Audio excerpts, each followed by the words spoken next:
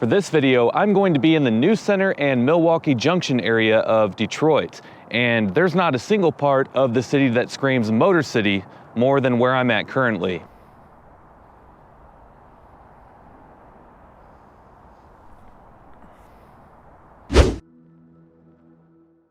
This will be my 8th video on my series of Detroit where I go through the entire city. In this video, I go through the section of Detroit that is bounded by the Highland Park city limits to the north, I-75 to the east, I-94 to the south, and the Lodge Freeway to the west. Some of the other notable districts and neighborhoods in this section of the city includes Milwaukee Junction, the North End, and Arden Park. There are some residential blocks in this area that look decent, but most of the area outside of New Center is run down and abandoned. There's no other section of the city really that can better explain the rise and the fall of the Motor City.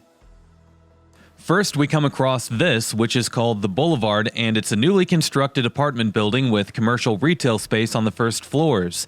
This is what the site looked like back in 2011. Just like with nearby Midtown to the south, the New Center area has been trending in a positive direction. New Center is actually a historic district that's pretty small in size, as it's bounded by John R. to the east, Virginia Park to the north, I-94 to the south, and the Lodge Freeway to the west. This section of the city was developed mostly in the early 20th century. Most people know of New Center for the iconic Fisher Building, which we'll talk about later. To the right is Cadillac Place, which is formerly the General Motors Building, as GM funded the construction of the building back when it was completed in 1922. At the time, it was the second largest office complex in the world. General Motors kept their headquarters in this building all the way through the year 2000 before they moved into the Renaissance Center in downtown. Today, Cadillac Place houses several state government offices.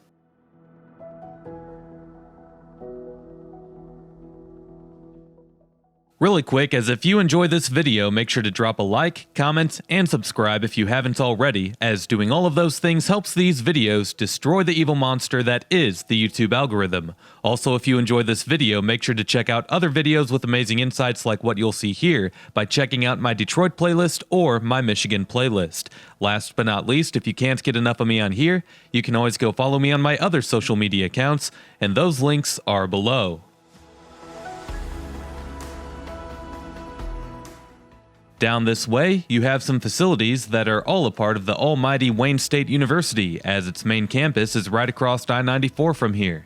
This part of New Center is also what the city wants you to call Tech Town, as it continues its efforts to attract new tech companies to try and help expand the economy. Tech Town was founded jointly by Wayne State, Henry Ford Health, and General Motors. Most of the area's parking lots though, which shouldn't surprise you as it's Detroit.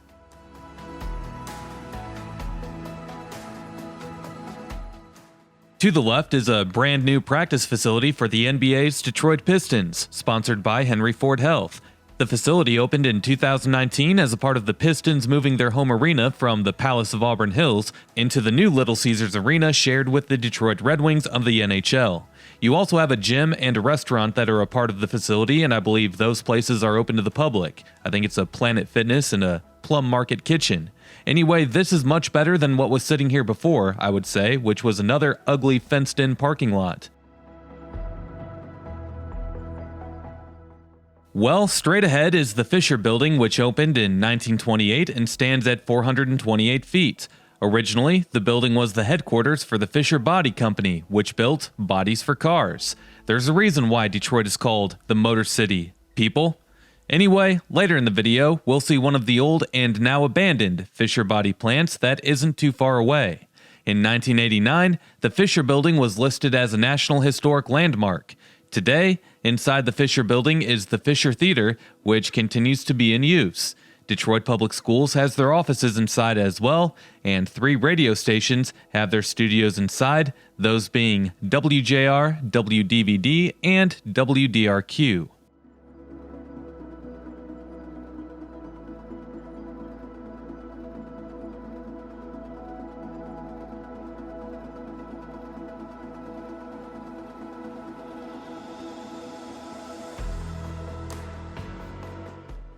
Another thing about the Fisher Building is that it was actually supposed to be a 3-tower office complex, which, at the time of construction, would have made it the largest in the world.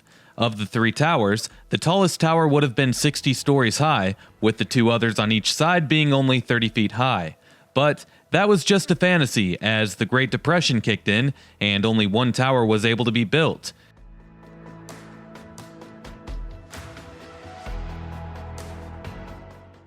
The tower has been nicknamed as the Golden Tower, as the top was originally covered in gold. However, during World War II, there was fear that the building would become the target for bombings, so the gold ended up being covered in asphalt. After the war, the asphalt and the gold was removed in place of the green tile that we see on it today.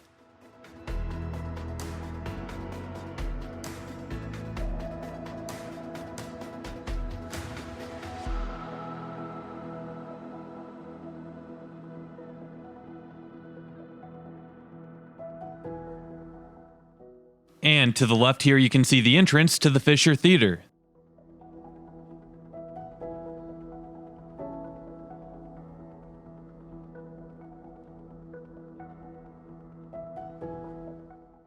Next, I head a little bit further north on 2nd Avenue and we turn left into the Virginia Park Historic District.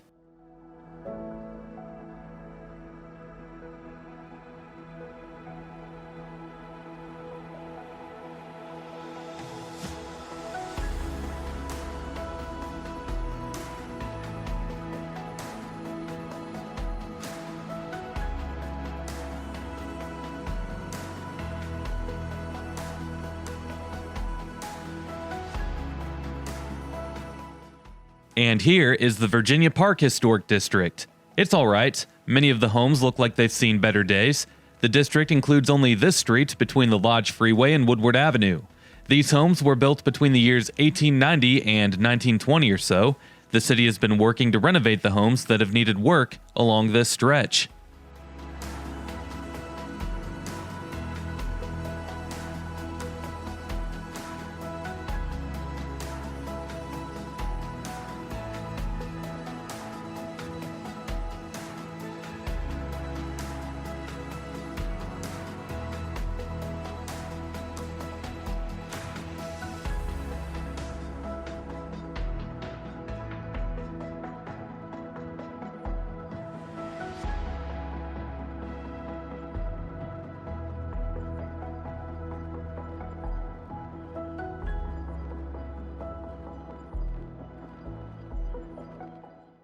Probably the most significant thing about this place is the Old Hope Hospital that sat up here on the corner of 3rd and Virginia Park as we turn the corner.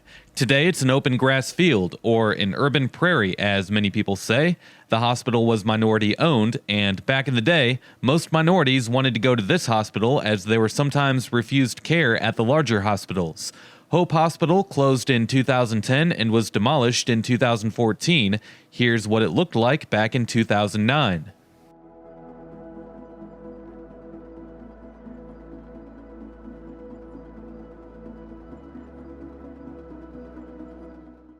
Here you have a decent mix of mid-rise residential buildings. To the left ahead is a street that's called Pallister Street, and it's a pedestrian-only street. Back in the 1960s, GM made renovations to their headquarters when they were still located in New Center, and as a part of the deal, they also invested in the surrounding community. This is an area that they called New Center Commons. The idea was to protect historic homes by rerouting traffic around the area. Most of the homes off of Pallister Street, whenever they sell, have a heavy price tag, as the pedestrian-only walkway and park-like setting has become more desirable as time has gone on. With that said, I'll go ahead and talk about the economic stats for this part of the city. Most of the area that we go through in this video is a part of the 48202 zip code, which is home to about 15,000 people, and the median household income is only $26,000 per year. 28% of adults 25 and older hold a bachelor's degree or higher, and the median value of owner-occupied housing units is $117,000. The poverty rate is really high, as it's above 30%. That means that just about 1 out of every 3 that live in this area are living under the poverty level. As grand as the Fisher Building is, along with some exciting new developments here and there throughout New Center, the neighborhoods that surround it, for the most part, have seen better days. We all know about the population decline for the city of Detroit, as it's lost a higher total amount of people from its peak population than that of any other U.S. city. Crime continues to be a huge issue here as well. Where we are isn't really the most dangerous part of the city, but when I was flying my drone for the shots of the Fisher Building, there was a nice lady that was walking her dog, but it was really hard to forget that she was carrying a baseball bat with her.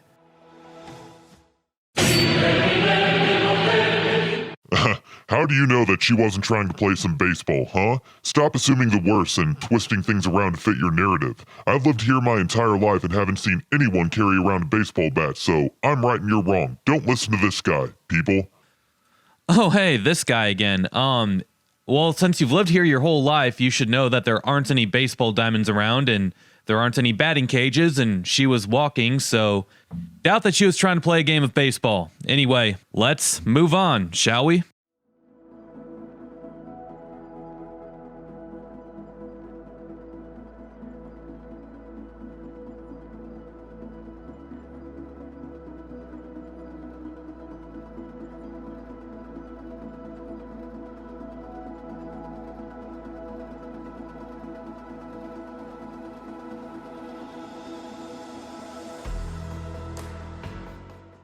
We are now in an area that is known as Milwaukee Junction. The name comes from the junction of railroad tracks that originally met here. Historically, this area was a hub for automobile manufacturing, and today, some people call it the cradle of the Detroit auto industry. I'll name the plants as we pass them up ahead. There's been some new buildings that have popped up in Milwaukee Junction over the last 10 years or so. You also have some restaurants and bars that occupy the street fronts, but most of it today could use a rehab. Most of the area is abandoned buildings and vacant land.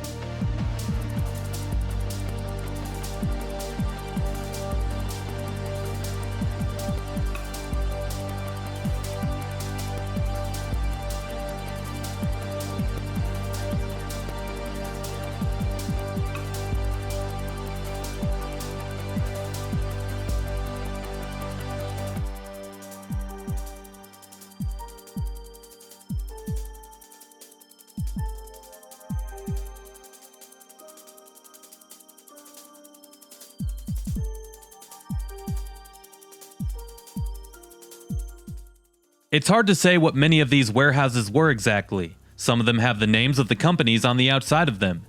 It's safe to assume that many of them were once associated with the auto industry, but probably not all of them. Some of the larger abandoned warehouses and factories in Milwaukee Junction are yet to be seen in this video. But anyway, back when not only Detroit but America had a healthier percentage of middle-class families, Detroit was the place to be. All of these industrial manufacturing jobs that Detroit had to offer didn't require a master's degree from Harvard necessarily. Back in the 1950s, it was one of America's most successful cities. Most large cities back then didn't have the amount of single-family homes that Detroit had, and that helped make Detroit seem like the American dream to many. Today you might find the American dream in Detroit's suburbs, but not so much in the city of Detroit itself. Over time, car companies from overseas such as Honda and Toyota built cars that appealed to Americans, and they took a good portion of the market share away from Detroit's car companies. Over the years, different political decisions were made on a national scale that eventually made things cheaper to be manufactured in other countries. With those factors among many others, the number of manufacturing jobs in Detroit continued to spiral downwards. Another factor in so many abandoned warehouses being located in Detroit is that some of the facilities were abandoned because they were outdated. Companies found that it would be cheaper to build a new factory elsewhere than to renovate the ones that they had been using before.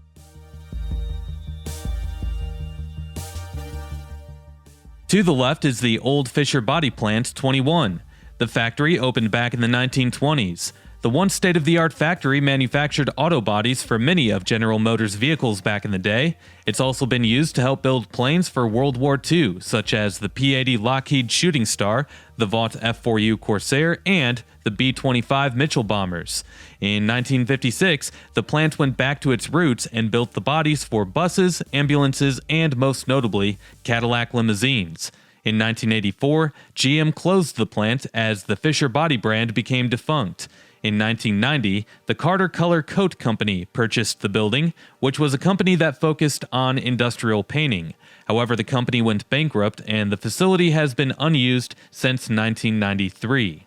In the year 2000, the city of Detroit took ownership of the plant as taxes on the property had gone unpaid for so long. Concerning is that the heavy industrial use over the years has created many unsafe elements on the site today, such as asbestos, lead waste, hazardous equipment, storage tanks, and contaminated soil, among many other things. As of today, the site is still believed to be fairly toxic, despite $1 million worth of work on cleaning things up.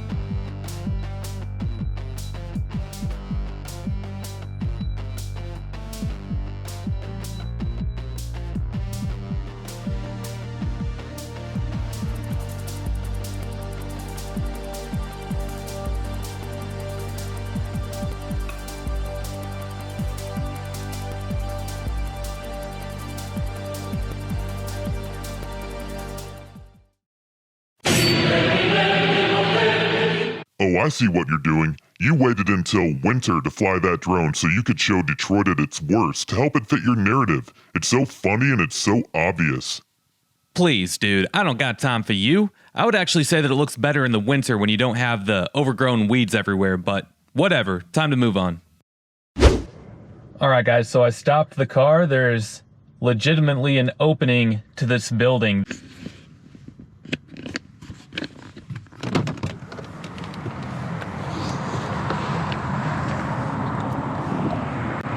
Can't believe I'm doing this. This is nuts.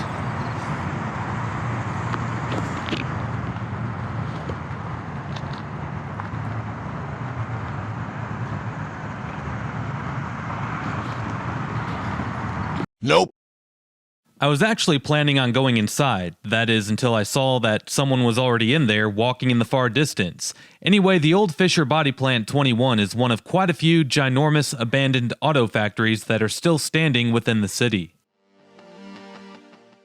And to the right is another plant that was owned by the Fisher Body Company, plant number 23. This area is actually designated as the Piquette Avenue Industrial Historic District, which lines Piquette Avenue from Woodward to Hastings. You have old buildings that were used for companies such as Ford, Studebaker, Cadillac, Dodge, and then you had the Fisher Body Parts, which was a huge company back in the day.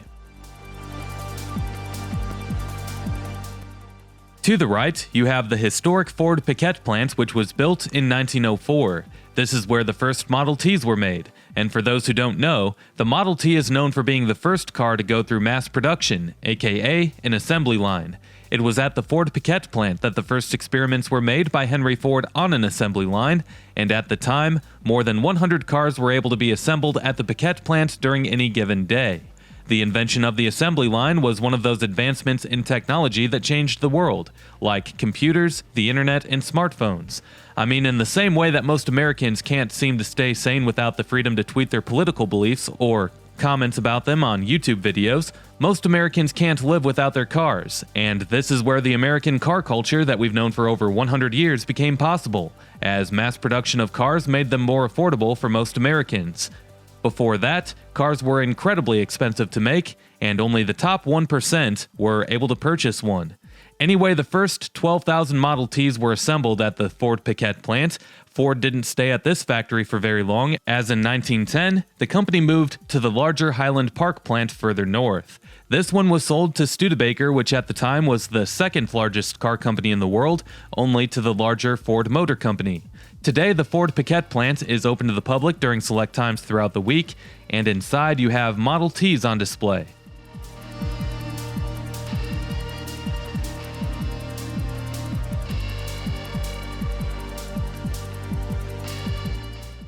And ahead here on the left, you can see another view of the Fisher Body Plant 21. The auto industry in America was at its peak from 1948 to around 1967, and Detroit is said to have lost more than 130,000 manufacturing jobs in the auto industry, in which many of them were located where we are right now. And now we're heading north and away from Piquette Avenue, and you can continue to see abandoned buildings on both sides of the street.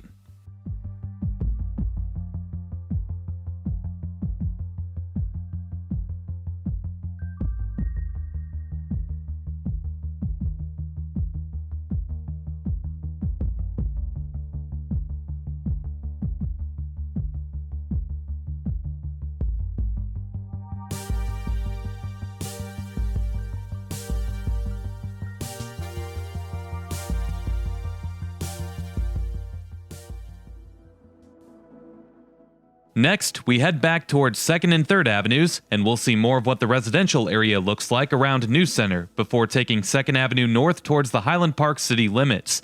Highland Park. Mostly everything else in this video will be residential areas, with the exception of seeing Woodward Avenue at the end.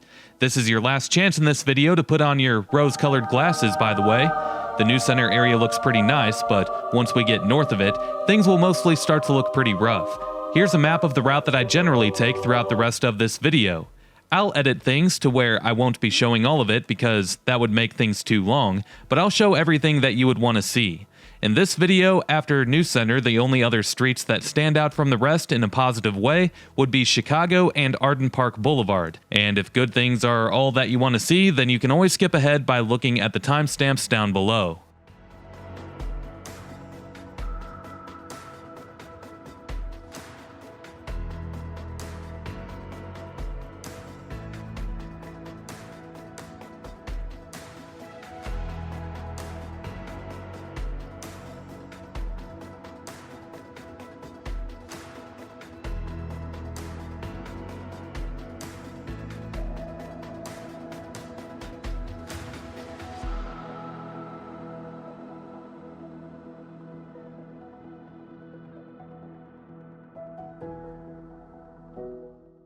This is all a part of the News Center Commons that was invested in by General Motors back in the 1960s. You can't lie, it looks pretty nice today. It looks like what most people probably think a residential area should look like in a major U.S. city. Some nice single-family homes mixed in with some nice mid-rise residential buildings with a nice amount of trees lining the street.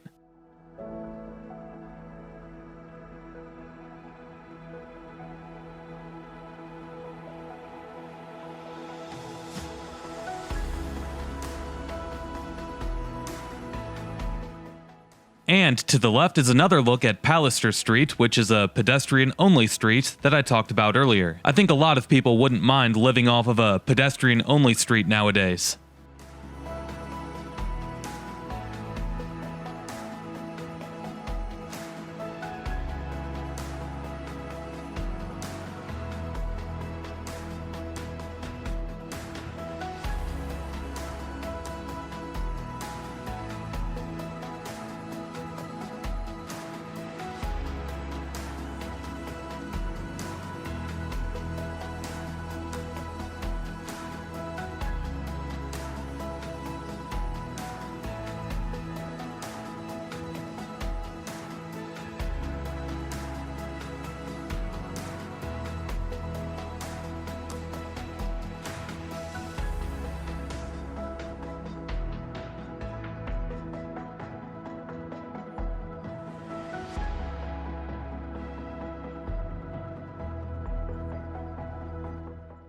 And this is the street that goes behind the Fisher Building, a lot of access to parking garages and whatnot.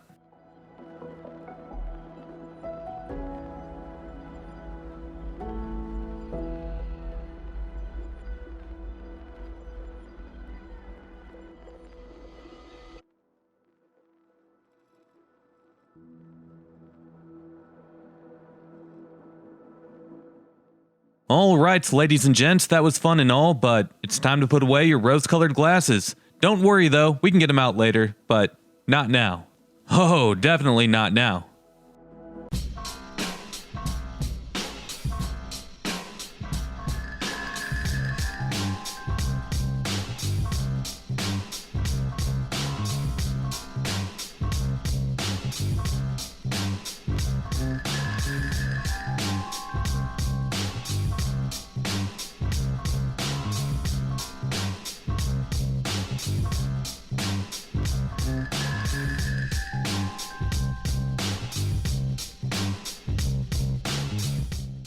So, let's talk about why so much of Detroit is abandoned. I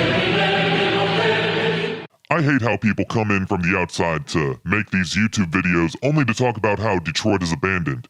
Detroit isn't abandoned. There's over 500,000 people that still live in this city. Yeah, nice twist on words there. A for effort. But come on, let's not act like Detroit hasn't lost over 1 million residents, people, which is more than any other US city. However, when you look at the percentages, I guess, St. Louis has lost a higher percentage of its peak population than Detroit has, so at least you can point your finger and laugh at the people from the gateway to the west if that makes you feel better. But anyway, there are many reasons as to why Detroit has lost so many people. Earlier in the video, I showed you all of the abandoned industrial properties in the Milwaukee Junction area. Manufacturing jobs just aren't as abundant in Motown like they used to be. A bigger reason, in my opinion, though, as to why Detroit has fallen so hard is because of the racial tensions from the mid-20th century. Now, before I get into all of that, please allow me to explain why I say that racial tensions are more to blame by simply showing you this data here. You can see that Detroit has lost a significant amount of people over time, whereas Metro Detroit has not. Now, if it were the manufacturing jobs that were more damaging to the downfall of Detroit, couldn't I make the argument that the entire region would have suffered in the same way that Detroit had? I just think that blaming it all on the loss of manufacturing jobs is a lazy way to say what happened, because a lot of the abandoned factories in the city were replaced by jobs in the suburbs. And for that reason, the economy of the region that is Southeast Michigan is largely misunderstood by that media narrative, even though the shifting of the market within the auto industry to foreign-made brands such as Honda and Toyota has played a decent role. Just not as dramatic as some media outlets might tell you. So, let's talk racial tensions. Detroit's population peaked in 1950, which was around the time of the Great Migration. The Great Migration refers to the point in U.S. history where African Americans escaped slavery from the southern states by moving to the Northeast and the Midwest in search of a better quality of life, and that was through the Underground Railroad. Detroit offered more manufacturing jobs than most other large cities did back then, and like I said earlier, you don't necessarily need a master's from Harvard to work at these factories, and that made Detroit an attractive place to move to. Back then, white people, before the 1970s, didn't like it when black people moved into their neighborhood or worked with them, and blacks were not treated fairly. Blacks responded by trying to fight for their rights, and Detroit saw some of the most violent riots that the country has ever seen.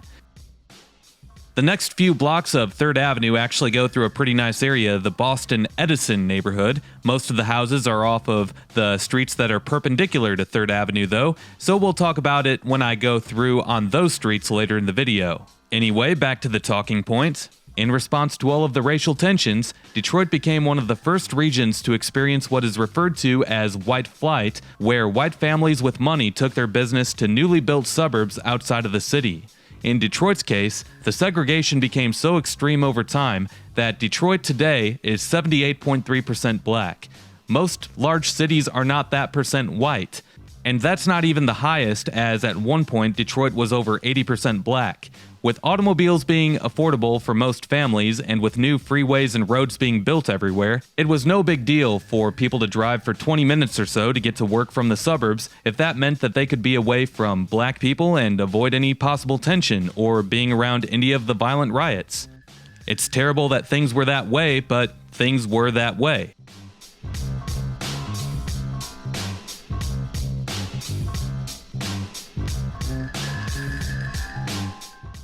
Ahead, I'm going to skip the video to a part where we go to the intersection of East Grand and Brush, and I do that because we've already seen this stretch of 3rd Avenue like 5 times. But anyway, today, we don't see near as many tensions between race like we did back then, so it might be hard for a lot of people to understand just how bad racism was.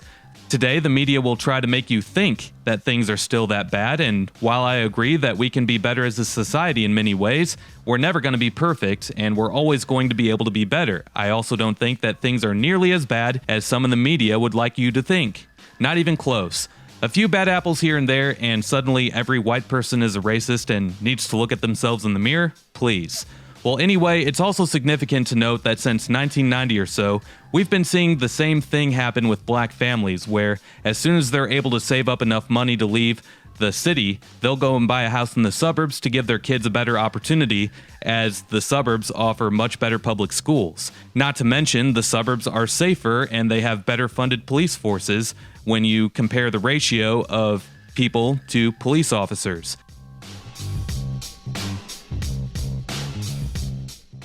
Anyway, it's hard to know if there's any way to get Detroit out of this downward spiral quickly, and the only way that I can think of realistically getting out of it is by moving things in the right direction at what most would consider to be a very slow pace, and that's what the city has been doing for the last 10 years or so. Hopefully it can continue that for the next 50 or 60 years, because I really do think that's how long it's going to take. Anyway, to provide even more explanation, when people left Detroit, they took their tax dollars with them to the suburbs, and Detroit had to cut down on many of the city services. It's a city that's built for 1.8 million people, and today it supports only 630,000.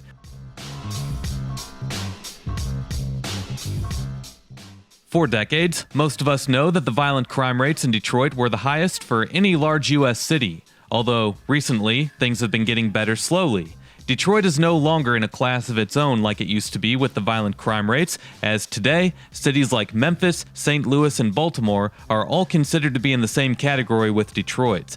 Most lists over the last 5 years have had St. Louis as the most violent large city in the country, with Detroit coming in second place. You might think that that's a sad accomplishment for Detroit, and it definitely is, but any positive change is a positive change, regardless of how fast or how slow that change is shaping up in the community.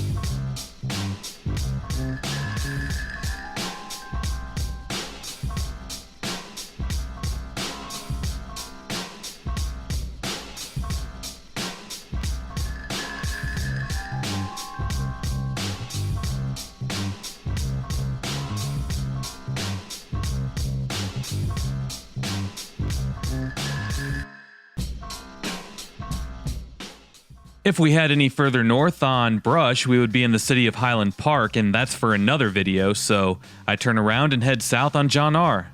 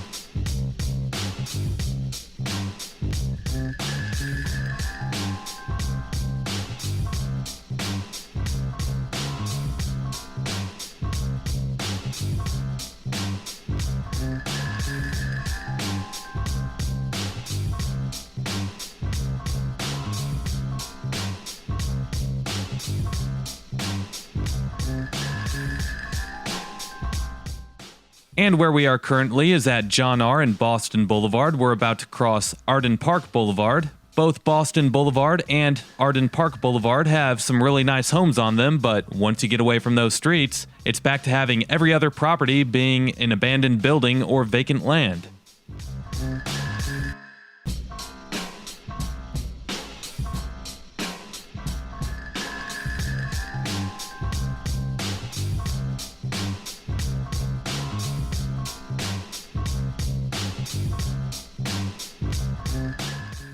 This is the North End neighborhood. There's been a handful of Detroit celebrities over the years that came from the North End, such as Smokey Robinson, Diana Ross, and Aretha Franklin.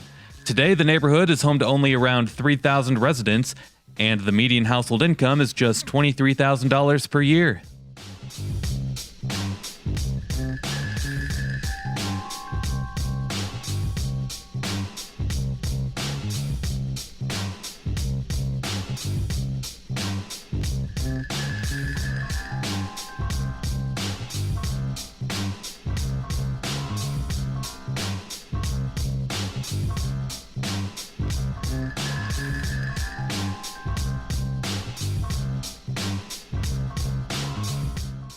I think it's safe to say that it's been a very long time since this building served as a grocery store.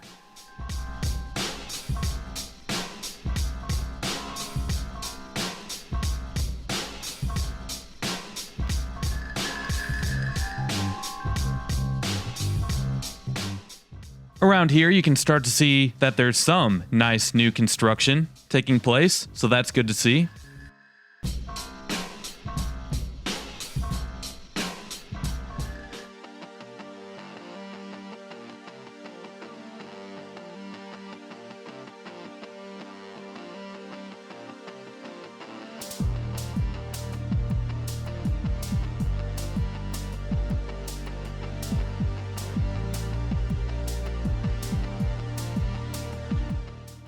And now I skip the video ahead to where I head north on Oakland Avenue, which is one of Detroit's more depressing thoroughfares.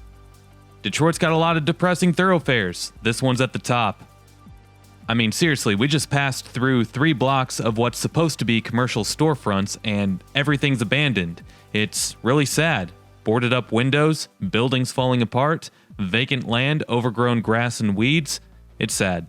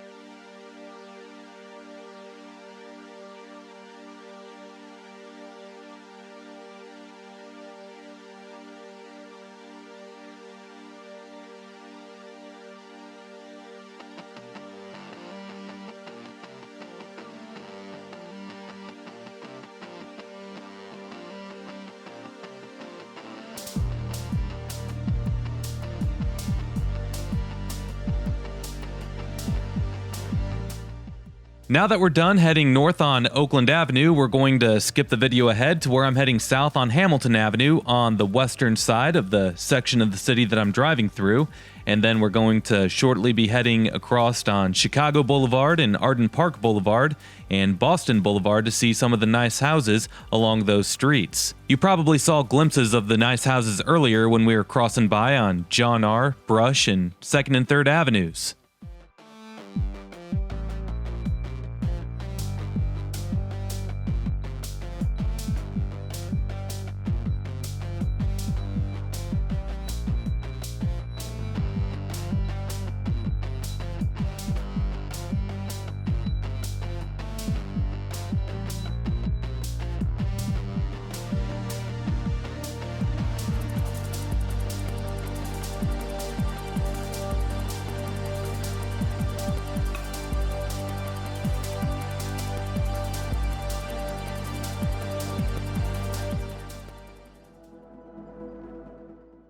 As we turn onto Chicago Boulevard, we're now in the Boston-Edison Historic District. It's like an island of beautiful homes right in the middle of a giant hood.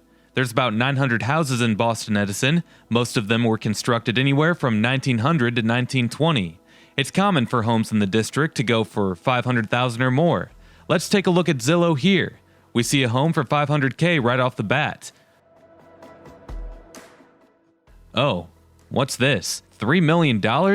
Does that yellow Lamborghini come with it? Holy cow. Another one over here for $375K, but then you look right outside of the district and you see homes listed for $7K, which this isn't even a house anymore. So anyway, Boston-Edison features many styles of architecture in its homes, including English Revival, Romanesque, Greek Revival, and Italian Renaissance. Many of the early residents were pioneers in the auto industry, including Henry Ford himself. Joe Louis was once a resident of Boston-Edison as well. The district was added to the National Register of Historic Places back in 1975. You'll also find that the median value of owner-occupied housing units is much higher than the surrounding community, and you also have a much higher median household income than the surrounding community.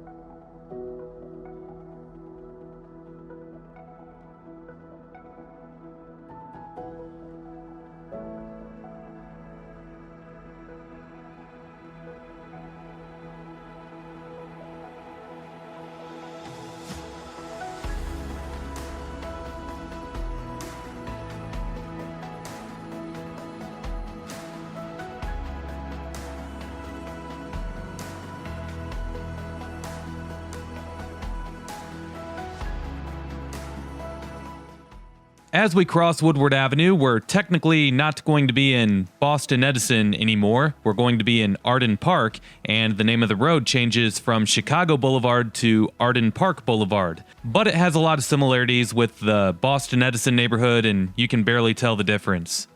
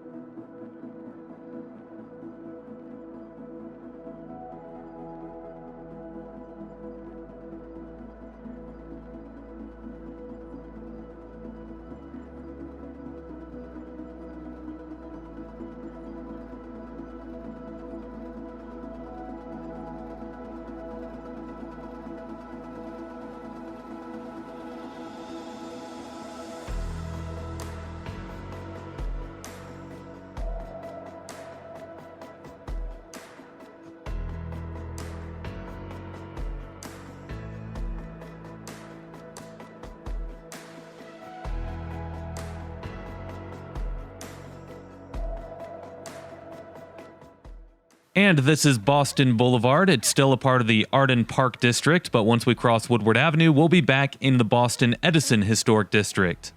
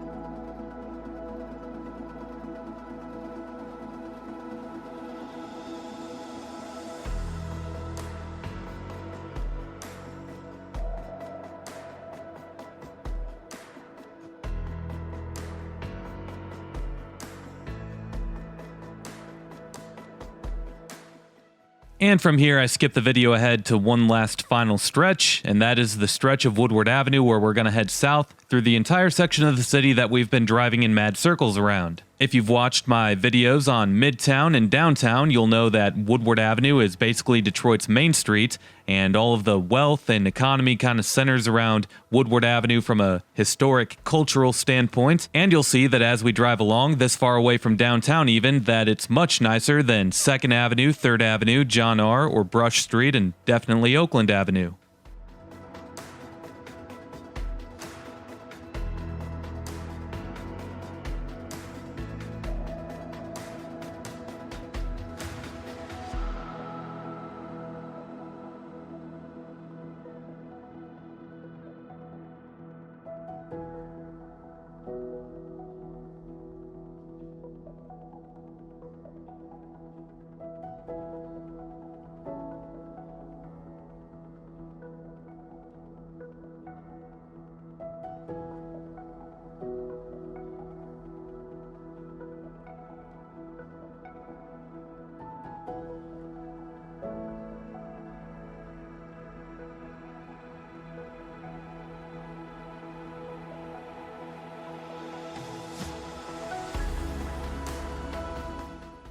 Woodward Avenue tries to be classy, but even on Woodward you can't escape the hood with your Metro T-Mobile store and Family Dollar.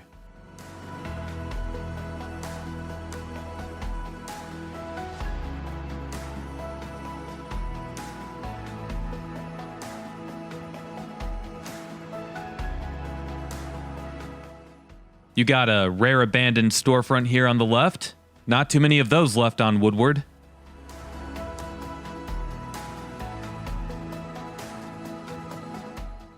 Craft beer, fine wine, Boost Mobile. Man, maybe we still are in the hood.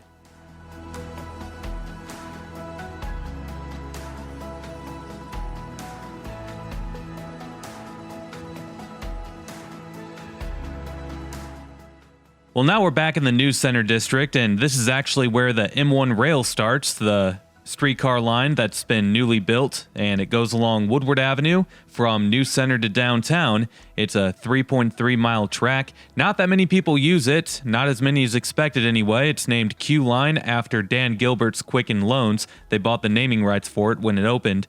But hopefully it can be the start of something bigger and better, something that reaches out towards the suburbs, a larger regional transit system, something, because Detroit's got nothing. It's the largest metro area in the country without a regional mass transit line. You got the Amtrak station up here as well, and the streetcar line is supposed to connect the Amtrak station to downtown, but how many people really come to Detroit on Amtrak? Probably not many.